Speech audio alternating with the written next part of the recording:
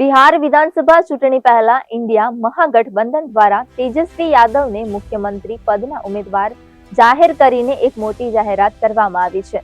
પટનાની hotel Maurya ખાતે યોજાયેલી એક મહત્વપૂર્ણ પ્રેસ કોન્ફરન્સમાં કોંગ્રેસ, ડાબેરી પક્ષો અને અન્ય સાથી પક્ષોએ સંયુક્ત રીતે નિર્ણય લીધો કે આગામી વિધાનસભા ચૂંટણી તેજસ્વી યાદવના નેતૃત્વમાં લડવામાં આવશે. કોંગ્રેસના વરિષ્ઠ નેતા અશોક ગેહલોતે જાહેરાત કરી કે તેજસ્વી યાદવ મહાગઠબંધનના મુખ્યમંત્રી પદનો ચહેરો હશે.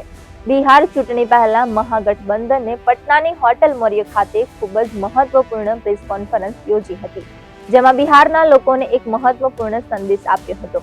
આ સંયુક્ત પ્રેસ કોન્ફરન્સમાં મહાગઠબંધનના તમામ મુખ્ય નેતાઓએ ભાગ લીધો હતો અને પોતાના વિચારો શેર કર્યા હતા. પ્રેસ કોન્ફરન્સ દરમિયાન પૂર્વ મુખ્યમંત્રી અને કોંગ્રેસના વરિષ્ઠ નેતા અશોક ગેહલોતે જાહેરાત કરી હતી કે તેજસ્વી યાદવના નેતૃત્વમાં મહાગઠબંધન બિહારમાં ચૂંટણી લડશે, જે મુખ્યમંત્રી પદનો ચહેરો હશે.